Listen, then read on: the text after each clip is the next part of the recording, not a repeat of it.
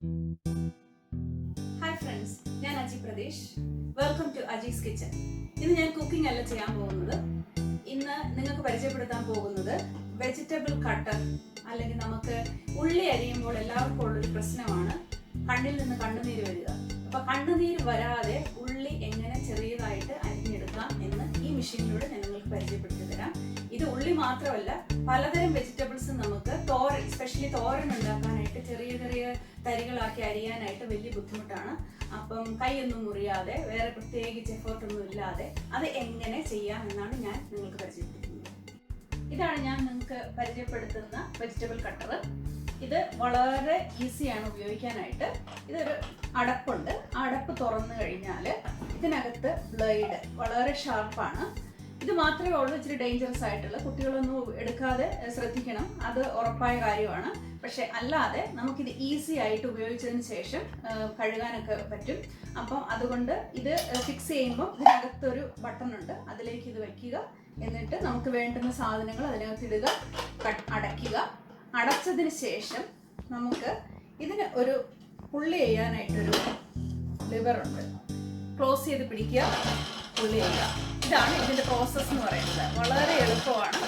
നമുക്ക് എന്ത് vegetable ഇതിനകത്തിട്ട് cut ചെയ്യാവുന്നതാണ്.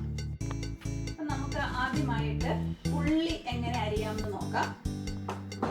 ഞാൻ ഉള്ളി ഒന്ന് രണ്ടായിട്ട് മുറിച്ചിടുന്നതായിരിക്കും ഏറ്റവും എളുപ്പം.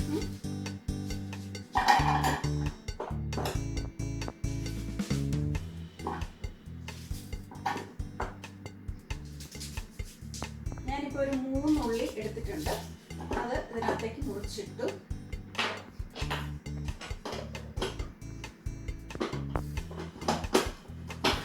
ക്ലോസ് ചെയ്തു. ഇനി ഞാൻ ഇത് ഉള്ളി ചെയ്യാൻ പോവാണ്.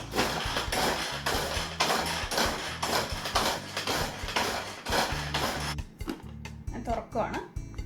നിങ്ങൾക്ക് എല്ലാവർക്കും കാണാം, വളരെ നന്നായിട്ട് ഈസി ആയിട്ട് ചെറിയ ചെറിയ പീസായിട്ട് അരിഞ്ഞിട്ടുണ്ട്. ഇനി നമുക്കിതൊരു പാത്രത്തിലേക്ക് മാറ്റാം. നമ്മൾ മിക്സഡ് വെജിറ്റബിൾ തോരനാണ് ഉണ്ടാക്കാൻ പോകുന്നതെങ്കിൽ പലതരം വെജിറ്റബിൾ അതിനകത്ത് ഉപയോഗിക്കും. ഞാൻ വെറുതെ റാൻഡം വീട്ടിലുള്ള ചെറിയ ചെറിയ വെജിറ്റബിൾ എല്ലാം കൂടെ ചേർത്ത് മിക്സ് ചെയ്ത് തോരനൊക്കെ വെക്കാറുണ്ട്.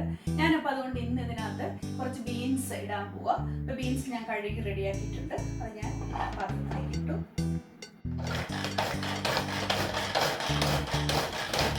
അപ്പം നമ്മുടെ ബീൻസ് നല്ല രീതിയിൽ അരിഞ്ഞിട്ടുണ്ട്. അത് നമുക്ക് ഉള്ളിയുടെ കൂട്ടത്തിലൊക്കെ ചേർക്കുവാണ് ഞാൻ. അടുത്തത് നമ്മുടെ ക്യാരറ്റാണ്. ക്യാരറ്റ് ഇങ്ങനെ 2-3 പീസായിട്ട് അതും വേണ്ടി നമ്മൾ അടച്ചു.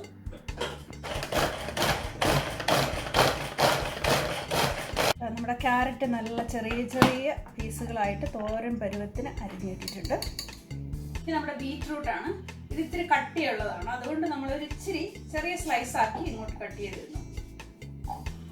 അതുപോലെ നമുക്ക് പൊട്ടറ്റോ, പിന്നെ നമ്മുടെ കാബേജ്, ഇതൊക്കെ ഞാൻ എല്ലാം ഇതിനകത്താണ് ഇപ്പോൾ അരിയുന്നത്. തോരനുള്ള എല്ലാ സാധനങ്ങളും ഇതിനകത്ത് വെച്ചാണ് ഞാനിപ്പോൾ അരിയാറുള്ളത്.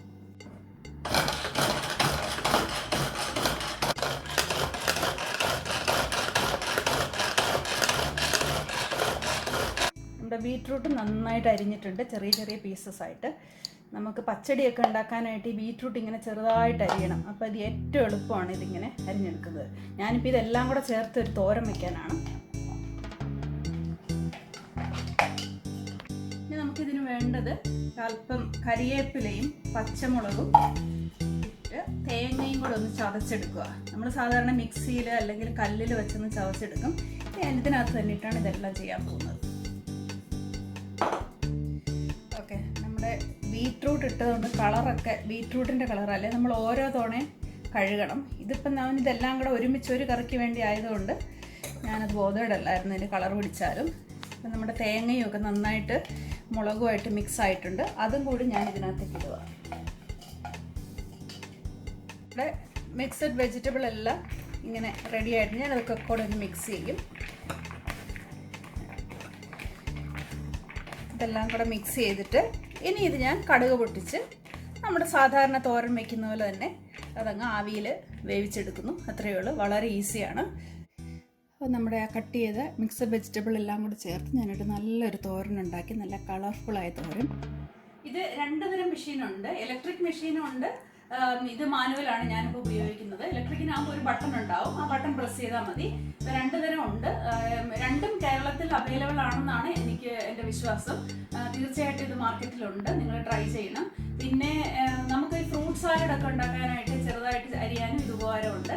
പിന്നെ റൈത്ത ഉണ്ടാക്കുമ്പോഴേ നമുക്ക് ഇഞ്ചി, പച്ചമുളക്, ഉള്ളി, പിന്നെ കുക്കുംബർ, ക്യാരറ്റ് ഇതെല്ലാം കൂടെ ചേർത്ത് മിക്സ് ചെയ്ത് ഇതിനകത്തിട്ടിട്ട് 2 പ്രാവശ്യം പുള്ളി ചെയ്യുക. ചെറിയ ചെറിയ തരികളായിട്ട് വരും. പിന്നെ അതിനകത്തേക്ക് കുറച്ച് യോഗർട്ട് ചേർത്താലും നമുക്ക് ബിരിയാണിയൊക്കെ ഉണ്ടാക്കുമ്പോൾ റൈത്ത ഈസി ആയിട്ട് ഉണ്ടാക്കാം. നിന്ന് ഓരോന്നോരോന്നായിട്ട് അരിയേണ്ട കാര്യമില്ല. നിങ്ങൾക്ക് എല്ലാവർക്കും ഈ മെഷീൻ ഇഷ്ടപ്പെട്ടെന്ന് വിചാരിക്കുന്നു. കാരണം ഇതുകൊണ്ട് എനിക്ക് ഏറ്റവും എളുപ്പം എന്ന് പറഞ്ഞാൽ ഉപകാരപ്രദം ഉള്ളി അരിയാനായിട്ട്. ചെറുതായിട്ട് ഉള്ളി അരിയുമ്പോൾ കരഞ്ഞ് മടുക്കും. അപ്പൊ ഇപ്പൊ എന്ന് പറഞ്ഞാൽ എനിക്കിത് ഈ മെഷീൻ ഉള്ളത് കൊണ്ട് എനിക്ക് ഉള്ളി അരിയാൻ വളരെ എളുപ്പമാണ്. പിന്നെ എന്തെന്ന് ഗുണമെന്ന് വെച്ച് കഴിഞ്ഞാൽ കൊച്ചു കുട്ടികൾ ചിലർ ഈ ഫ്രൂട്ട്സ് ഒന്നും കഴിക്കാനായിട്ട് ഇഷ്ടപ്പെടത്തില്ല, ചില കൊച്ചു കുട്ടികൾ. അപ്പൊ ഈ ആപ്പിള് അങ്ങനെ കട്ടിയുള്ള ഫ്രൂട്ട്സ് ഒക്കെ ഇതിനകത്തേക്ക് ഇട്ടിട്ട് നല്ല പൊടിപൊടിയായിട്ട് അരിയുക. എന്നിട്ട് ഐസ്ക്രീമിന്റെ കൂട്ടത്തിലൊക്കെ മിക്സ് ചെയ്ത് കൊടുക്കണം. അപ്പൊ കുട്ടികൾ ഐസ്ക്രീം ആണെന്ന് വെച്ച് കഴിക്കുകയും ചെയ്യും. ഈ ഫ്രൂട്ട്സ് ഇങ്ങനെ ചെറിയ ചെറിയ തരികളായിട്ട് എടുക്കുമ്പോൾ അവർക്കത് കഴിക്കാനായിട്ട് താല്പര്യം ഉണ്ടായിരിക്കും. അങ്ങനെ ഒരുപാട് കാര്യങ്ങൾ നമുക്ക് ഇതിനകത്ത് ചെറുതായിട്ട് അരിയേണ്ട കാര്യങ്ങൾക്കെല്ലാം നമുക്ക് ഇത് ഉപയോഗിക്കാവുന്നതാണ്. നിങ്ങൾക്ക് എല്ലാവർക്കും ഈ വീഡിയോ ഇഷ്ടപ്പെട്ടെന്ന് കരുതുന്നു. എനിവേ മറ്റൊരു വീഡിയോയുമായി വീണ്ടും വരുമ്പോഴേക്കും ഗുഡ് ബൈ.